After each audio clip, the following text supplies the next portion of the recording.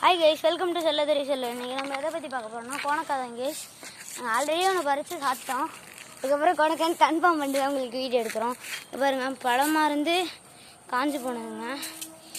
எங்கள் வீட்டு மொட்டை மாடி தான் கைஸ். வீட்டு மொட்டை மாடிக்கு வந்து மாங்காய் மரம் ஒன்று இருக்கும். கீழே இருந்து தான் மேலே வரும். அவ்வளோ பெருசுக்கெல்லாம் இருக்காது, சின்னதாக இருக்கும். அவ்வளோதான். மயில் வேணால் வந்து நைட்டு மரத்து மேலே உட்காரும், அவ்வளோதான். இதுதான் கைஸ் கோணக்காய் மரம். கோணக்காய் பழுத்துச்சுன்னா இப்போதைக்கு அது பழுத்த மாதிரி இல்லை கைஸ். இங்கே பாருங்க, இதுவும் கோணக்காய் தான்.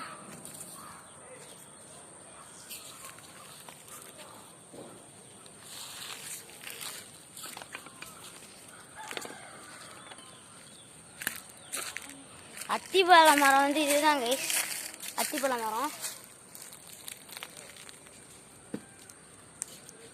இங்கேருந்து பார்த்தீங்கன்னா உங்களுக்கு தெரியும்னு நினைக்கிறேன்.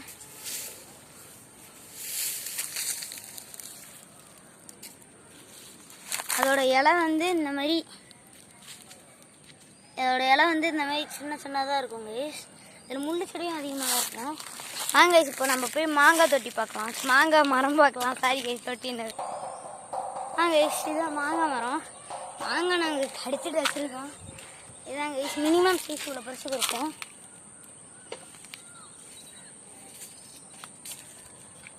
இதுதான் கைஸ் மினிமம் ஸ்டேஜில் மேக்ஸிமம் நல்லா இவ்வளோ பெருசுக்கு இருக்கும் கைஸ்.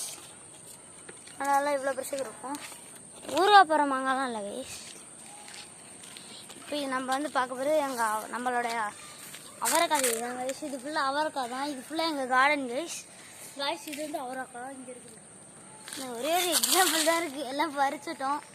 அதுக்கப்புறம் தான் வீடியோ எடுக்கலான்னு தோணுச்சு. கீழே வந்து சுண்டைக்காய் செடி, முருங்கை மரம் தான் இந்த பெருசுலேருந்து.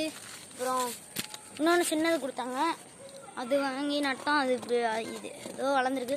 சுண்டைக்காய் உங்களுக்கு பார்த்தீங்கன்னா தெரியும். அப்புறம் இதில் கற்பூரவள்ளிலாம் இருக்குது கைஸ். கற்பூரவள்ளி, துளசி, பச்சை மிளகாய் செடி, அப்புறம் மருதாணி இருக்குது கைஸ். அப்புறம் பப்பாளி கண்ணு மட்டும் சின்னதாக இருக்குது. ஓகே கைஸ், தேங்க்யூ ஃபார் வாட்சிங்.